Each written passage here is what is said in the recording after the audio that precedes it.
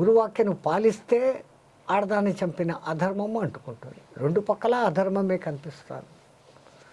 కానీ మహా చమత్కారి అయిన రామచంద్రుల వారు తన ఎడమ చేతిలో ఉండే ధనుస్సును కుడి చేతిలో తిమ్మర్చుకొని ఎడమ చేతితో బాణం తీసి సంధించి బాణం వదులుతాడు.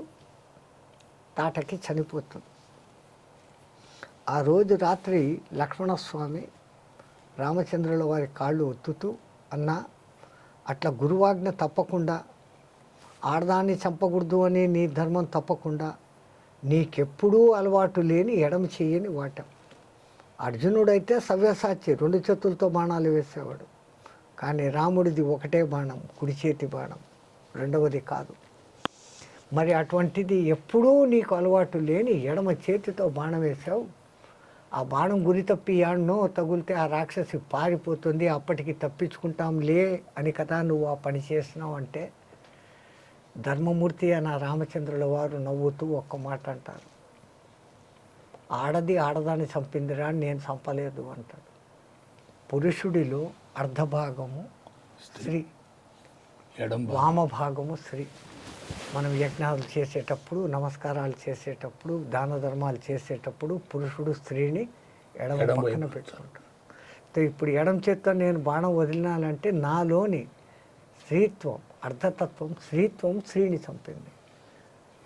నేను గురు ఆజ్ఞ మీరలేదు, స్త్రీని నేను చంపలేదు, నాలోని స్త్రీ స్త్రీని చంపింది.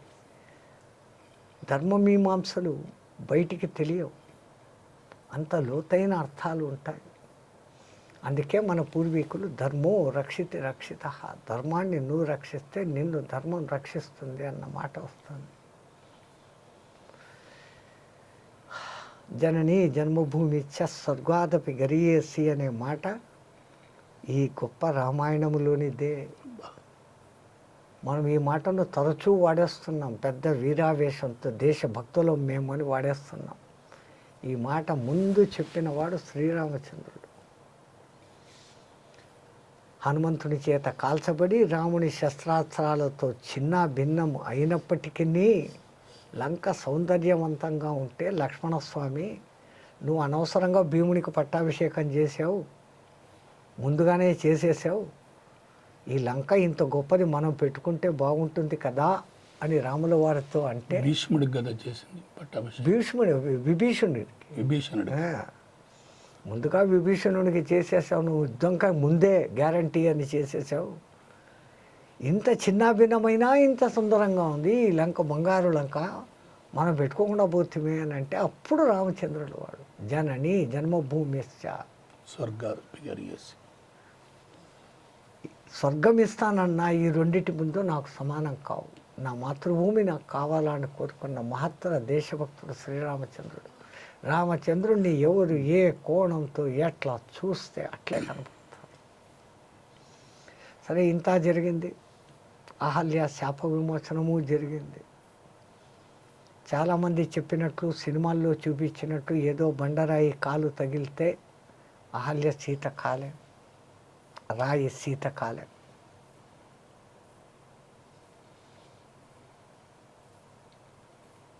అది చెప్పుకుంటూ పోతే ఇంకో గంట కథ. అహల్య శాప విమోచనం. గౌతముడు, బ్రహ్మదేవుడు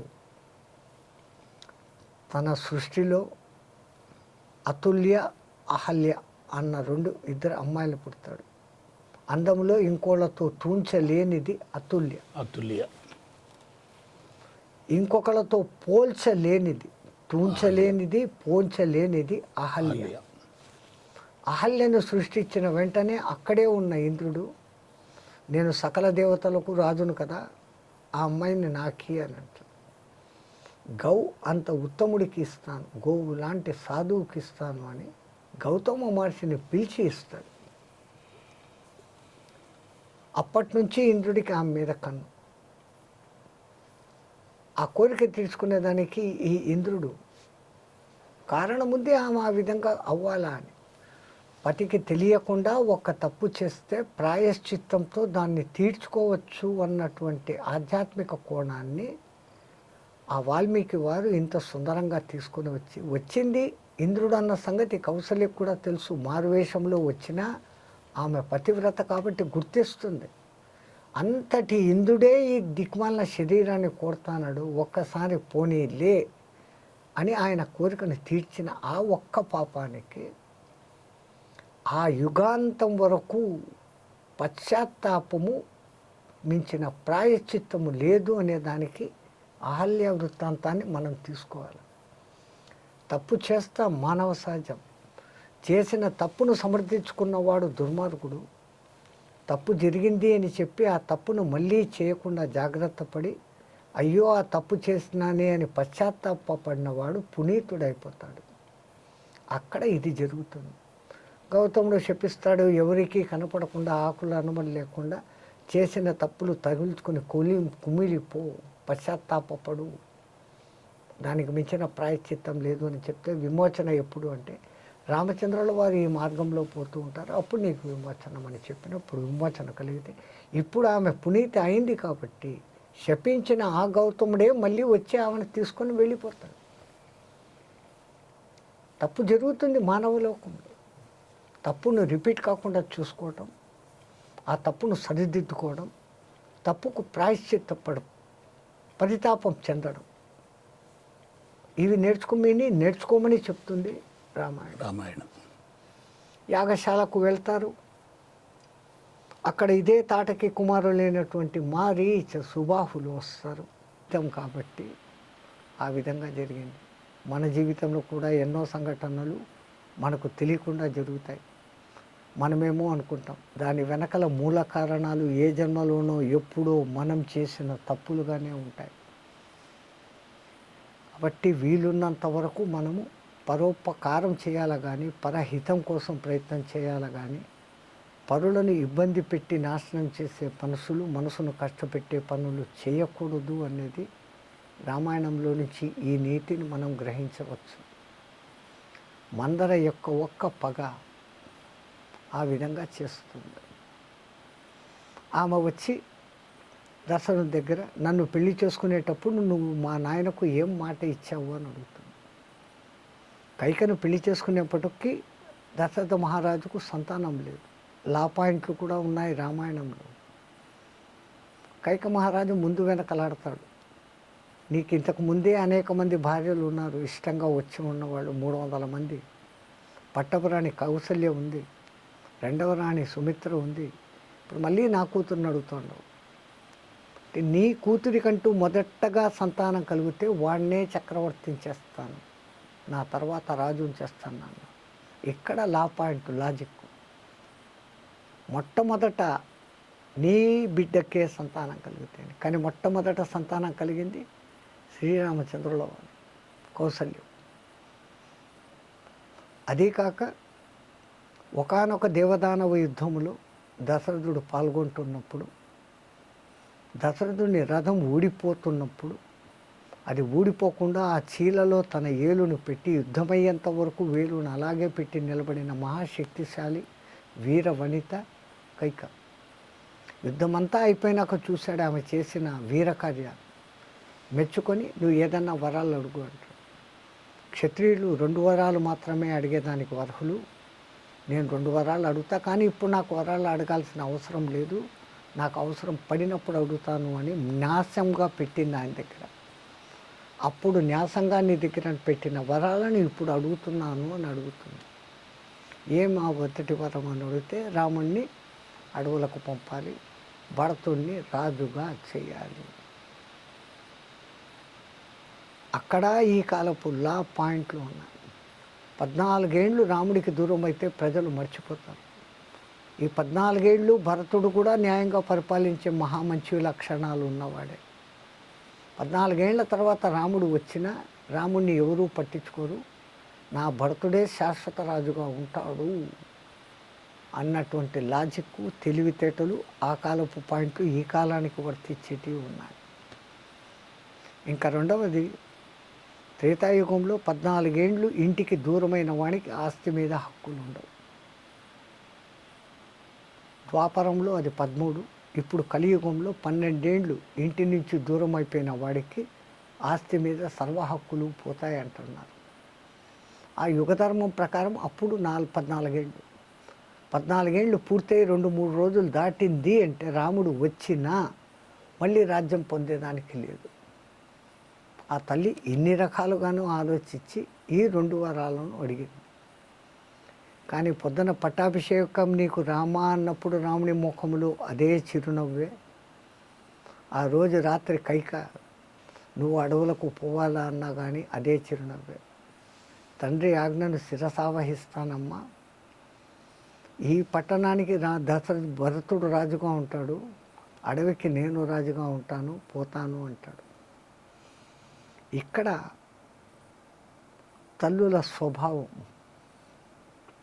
భార్య యొక్క స్వభావం. సీతమ్మ అంటుంది, నీకు సహధర్మచారిణిగా అగ్ని ప్రమాణం చేసి మా నాన్న నీ చేతికి ఇచ్చాడు కాబట్టి నువ్వు ఎక్కడ పోతూ ఉంటే నీతో పాటు ధర్మాచరణ చేయాల్సిన బాధ్యత నాది కాబట్టి నేను అడవులకు వస్తాను అని వాదిస్తుంది.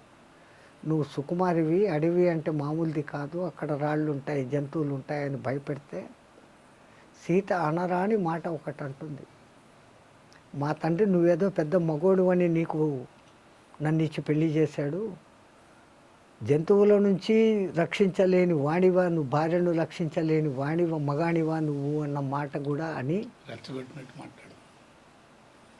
అంటే అంతటి వాళ్ళు కూడా నోట్లో ఈ మాటలు వస్తాయి అంటే ఆ మనోవేదన, ఆయనతోనే నేను ఉండాలా అన్నటువంటి ఆ భార్య సంకల్పం. ఆ సంకల్పం తన మాటను సమర్థించుకునేదానికి ఏ సబ్జెక్ట్నైనా తీసుకుని రాగలగటం.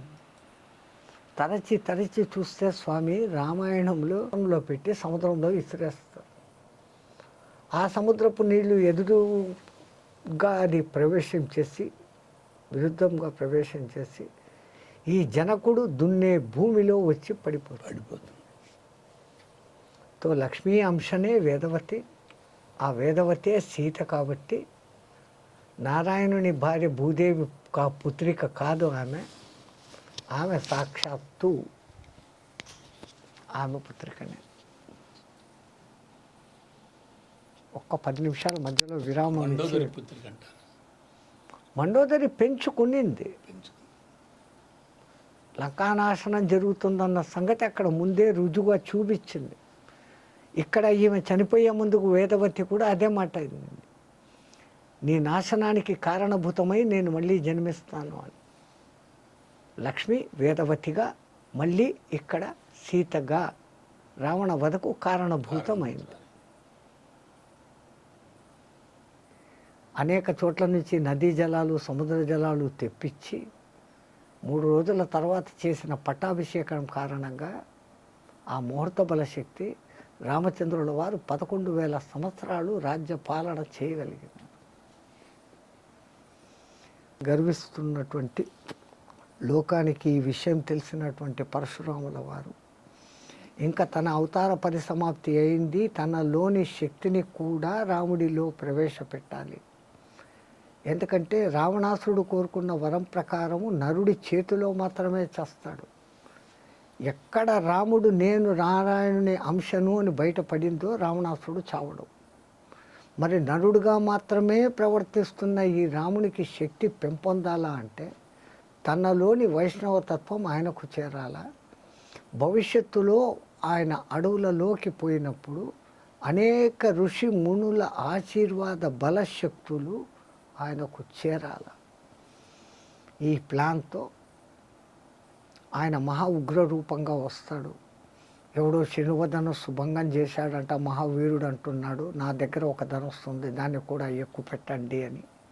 ధనస్సు ఇచ్చినట్లే ఇచ్చి ఆ ధనస్సు ద్వారా తనలోని విష్ణు తేజాన్ని, తన అంశావతారం పూర్తి అయిపోయింది పని కాబట్టి ఆ విష్ణాంశను శ్రీ మహావిష్ణువు యొక్క శక్తిని రాముడిలోకి ప్రవేశింపచేసేసి ఆ ఘట్టం పూర్తి చేస్తారు. రామాయణములో రాముడు కేవలం మానవుడుగానే ఉండాల్సి వస్తుంది. కారణం బ్రహ్మ ఇచ్చిన ఆ వరానికి భంగం కలగకూడదు కాబట్టి. సామాన్య మానవుడు రావణాసురుని ఎదుర్కోలేడు. ఎదుర్కోవాలంటే మొట్టమొదట ఆయనకి ఇవ్వబడిన ప్లాన్ ప్రకారంగా విశ్వామిత్రుడి దగ్గర ఉన్నటువంటి అమోఘ శస్త్రాస్త్రాలు అవి ఇవ్వబడినాయి. బల అతిబల అనే శక్తులు, నిద్ర ఆకలిని ఎదుర్కొనే శక్తులు వచ్చినాయి. ఆఖరికి రావణాసురుని చంపేదానికి అగస్త్యముని వచ్చి ఆదిత్య హృదయం కూడా బోధించాల్సి వచ్చింది. తతో యుద్ధ పరిశ్రాంతం రావణం జాగ్రత్తో తత్వ రామరామ మహాబాహో శృణుగుహ్యం తనాతనం అని ఆ గొప్పదైన ఆదిత్య హృదయం ఇన్నిటి సమాహారం వెనకలో ఉంటే 43 ఏళ్ల వయసు రావణుడు, లక్షల సంవత్సరాల వయసున్న అమోఘ శక్తి సంపన్నుడు, బ్రహ్మవంశ సాక్షాత్ సంజాతుడైన రావణాసురుణ్ణి చంపగలుగుతాడు. సీతా స్వయంవరమైంది, వేడుకగా తీసుకొని వచ్చారు. 12 ఏళ్ళు అత్యద్భుతంగా రాజ్య పరిపాలన దశరథుడు చేస్తూ రాజధర్మాలందరికీ రాముల వారికి నేర్పిస్తూ ఉన్నాడు. ఆ సమయములో దశరథుల వారికి ఒక కోరిక పుట్టింది. చాలు, ఇంకా నేను రాజ్యం చేసింది, ప్రజలందరూ రాముడే రాజు కావాలని కోరుకుంటున్నారు అని కులగురువైన విశ్వామిత్రుడి దగ్గరికి వచ్చి, ఒక గురువును శిష్యుడు అడిగేటట్లు కాకుండా ఒక రాజు తన దగ్గర ఉన్న రాజ గురువును అడిగిన విధానంలో అడుగుతాడు. ప్రజలందరూ రాముడికి పట్టాభిషేకం చేయాలనుకుంటున్నారు, నేను కూడా రేపు రాముడికి పట్టాభిషేకం చేయాలనుకుంటున్నాను, నువ్వు ఒక ముహూర్తం చూడు అన్నాడు. ఇది అడగకూడని విధానం, గురువును అడగకూడని విధానం. గురువుని ఎక్కడైనా ఏమన్నా అడగాలంటే, గురువుగారు నాకు ఈ చిన్న అనుమానం వచ్చింది, ఈ అనుమానాన్ని నేను తెలుసుకోగలిగిన దానికి అర్హుడు అని మీరు అనుకుంటే నాకు దాని వివరం చెప్పండి అన్నటువంటి వినయతాపూర్వకమైన అడగడం ఉండాలి. అప్పుడు ఆ శిష్యుని యొక్క ఈ వినయతను మెచ్చుకున్న గురువు తనకు తెలిసిందంతా చెప్తాడు. అక్కడ అది లోపించింది. కానీ ద్రష్ట అయినటువంటి వశిష్ఠుల వారికి జరగబోయేది తెలుసు కాబట్టి, వశిష్ఠుడు కనుక ముహూర్తం పెడితే రాముడు ఇంకా సింహాసనానికే అతుక్కుపోవాలి. అడవులకు పోవడం, అక్కడ తపస్సులు చేస్తున్న అనేక ఋషిమునులకు దర్శనాలు ఇవ్వడం, సుతీక్ష్ణుడు శరభంగునుడు లాంటి వాళ్లకు మోక్షం ఇవ్వటం, శబరికి మోక్షం ఇవ్వటం, జటాయువుకు మోక్షం ఇవ్వటం లాంటి కార్యాలు జరగవు. ఇవి జరగాలంటే ఆయన మనసులో ఇవన్నీ పెట్టుకోకుండా తనను అవమానించినాడన్న విషయం కూడా పక్కన పెట్టి నవ్వుతూ, ఓ రాజా, రాముడు ఎప్పుడు సింహాసనంలో కూర్చుంటే అదే సుముహూర్తం అయ్యా, నేనేం ముహూర్తం పెట్టేది, నీ మనసుల కోరికనే నెరవేరు కాక అన్నాడు. ఎందుకంటే ఆ రోజు రాత్రికే రామచంద్రుల వారు వనవాసం పోతారన్న సంగతి సర్వద్రష్ట అయిన వశిష్ఠుల వారికి ముందుగానే తెలుసు. ఆ విధంగా చెప్పి అప్పుడు ముహూర్తం పెట్టలేదు ఆయన. ముహూర్త బలం ఎంత శక్తివంతమైంది. రావణ సంహారం జరిగినాక రాముడు రాగానే భరతుడు సింహాసనం మీద ఉన్న పాదకు పక్క తీసి తుడిచిపెట్టేసి, అన్నా సింహాసనం మీద కూర్చో అంటే, ఇదే వశిష్ఠుడు వచ్చి, ముహూర్తం లేకుండా పట్టాభిషేకమా, 3 రోజుల తర్వాత మంచి రోజు ఉంది, ఆ రోజు రాముని కూర్చోపెడతాను అని. ఈ లోపల ఆయనకు జటావల్కలాలన్నీ సరిచేసి, అంటే నగరాలలో పట్టణాలలో నేను ఉండకూడదు, నేనుగానే ఉంటాను అంటాడు. ఈ సంఘటనను కూడా అమోఘంగా చెప్తూ ఒక తెలుగు సినిమా కవి, నీ కాలు తగిలి రాయి ఆడది అయినాదంట, నీ కాలు తగులితే నా నావకు ఏమవుతుందో తంట, ఒక్కసారి నీ కాళ్ళు కడగనీయమంట అని కాళ్ళు కడిగే నెపంతో ఇంతటి అద్భుతమైన మాటలు పుట్టించాడు ఆ కవి. రామచంద్రుని కాళ్ళు కడగటము, రామచంద్రుని ఆలింగనం పొందడము అందరికీ సాధ్యమయ్యే విషయం కాదు.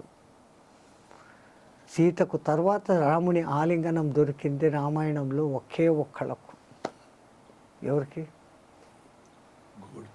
హనుమంతుల వారికి. గుహుడికి పాదాభిషేక భాగ్యం కలిగించాడు. దాటుకొని వెళ్ళారు. వెళితే మొట్టమొదట విరధుడు అడ్డం వస్తాడు. విరధుడు అనే రాక్షసుడు. నాయన తిరిగే పరిసర ప్రాంతాలలో ఇంత అందమైన పెట్టెలు పెట్టుకొని, మీ ఇద్దరు ఎవరో వచ్చారు నా దగ్గరికి, ఈ పిల్ల నా దగ్గర ఉండాలని సీతాపహరణం చేసి భుజం మీద వేసుకొని వెళ్ళిపోతాడు. రామలక్ష్మణులు తేరుకొని వాడిని వధించి మళ్ళా ముందుకు సాగుతారు. ఆ తర్వాత కబంధుడు అనే రాక్షసుడు ఇంద్రుడి చేత శాపం పొంది ఆ ధనుర్భంగ ఘట్టాన్ని అత్యంత అద్భుతంగా చెప్తాడు. పెళ్ళుమనే విల్లు గుబిల్లుమని గుండె నిపులకు జల్లుమని జానకీదేవి హృదయము ఒక్క నిమిషమున నయము భయము విస్మయము కదురా రామచంద్ర అని పాట పాడతాడు. కవులు రవికాంచని చోట కవి కాస్తాడు అంటే ఆ ధనస్సు విధంగా ఆ పెళ్ళుమనే శబ్దానికి రాజుల గుండెలు గుబిల్లుమన్నాయంట. ఎత్తలేని విల్లుని ఎత్తి నా కోసం రామచంద్రుడు వస్తాడు అని తెలుసుకున్న జానకి గుండె జల్లుమనిందంట. పెటిల్లుమని విరిగిపోయిందంట విల్లు. ఆ శబ్దాల సామరస్యం తెలుగులో ఉన్నంత గొప్పతనము ఇంకా వేరే చోట ఇంత రమ్యత రాదు. ఆ విధంగా ఆ ధనుభృంగం జరిగింది. దశరథ మహారాజుకు ఆహ్వానం పోయింది. తన సోదరుని పుత్రికలైనటువంటి మాండవి శృతకీర్తిని సీత దొరికిన తర్వాత తనకు పుట్టిన ఊర్మిళను అందరినీ కలిపి ఈ నలుగురినిచ్చి కళ్యాణం చేస్తారు. ఇక్కడ సీతకు తల్లిగా పుట్టిన ఆమెకు ఎంతటి అదృష్టము, తల్లిగా ఉండగలిగిన ఆమెకు ఎంత అదృష్టము. దీని వెనకల ఒక అద్భుతమైన కథ ఉంది. ఒకానొక సమయంలో విష్ణులోకంలో ఏదో ఒక సమావేశం జరుగుతూ ఉంటే ఆ సభలో అందరూ ఆసీనులై ఉన్న సమయంలో పితృదేవతల పుత్రికలైనటువంటి ముగ్గురు మేనావతి, కళావతి,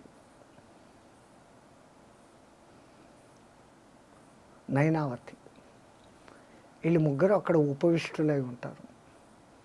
సనక సనందనాథులు ఆ సభలోకి ప్రవేశించినప్పుడు శివ పరమాత్మ విష్ణు పరమాత్మ లాంటి వాళ్ళే లేచి నిలబడితే ఈ ముగ్గురు పితృదేవతల పుత్రికల మేము బాలులుగా ఉన్నారు, వివస్త్రులుగా ఉన్నారు, వీళ్ళను చూచి లేవటమ్మా అని ముందు లేయలేదు. కానీ సభా మర్యాద అందరూ లేచారు కదా నేను లేయాలా అని ముందు మేనావతి లేచిందంట. అక్కడిని చూసి చెల్లెలు నయనావతి లేచిందంట. ఇద్దరు అక్కలను చూసి మూడవదైన కళావతి లేచిందంట. ఈ కోపతోపాలకు గౌరవ మర్యాదలకు అతీతులైనటువంటి సనక సనందనాథులు ఈ విషయమంతా చూశారు. ముందుకు వెళ్ళిపోయారు, విష్ణు దర్శనం చేసుకున్నారు. మాట్లాడి బయటికి వచ్చేటప్పుడు వాళ్ళ ముగ్గురిని పిలిచి, అమ్మా సభా మర్యాద అనేది ఒకటి ఉంటుంది, అందరూ లేచినప్పుడు మీరు లేయాలి. వచ్చిన వాళ్ళు ఎంతో గౌరవనీయులైతే తప్ప ఇతరులు లేయరు. మీరు ఒక్కొక్కళ్ళు కొద్ది ఆలస్యంగా లేచారు కాబట్టి భూలోకంలో జన్మ ఎత్తండి అన్నారు. మహామునుల శాపము వరాలుగా మారుతాయి. ఆ మొదట లేచిన మేనాదేవి హిమవంతుని భార్య అయి పార్వతికి తల్లి కాగలిగింది.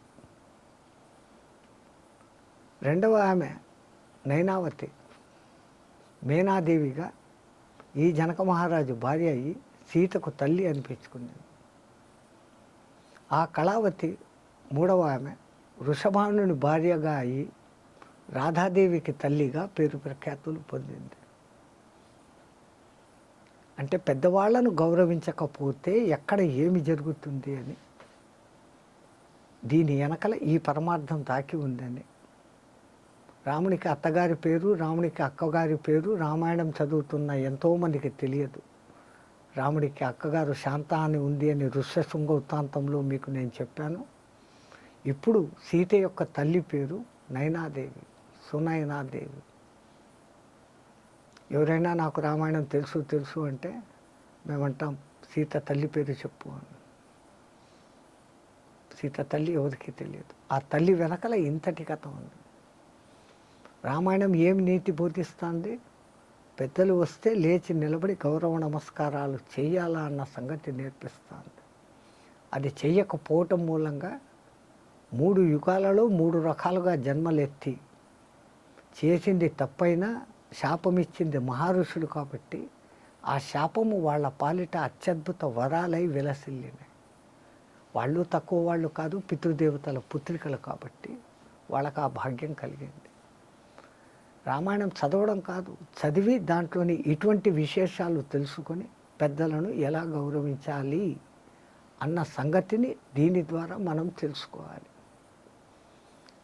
కళ్యాణం అయిపోయింది, అందరూ బయలుదేరి వస్తూ ఉంటే శివధనుర్భంగం చేసినాడు అనే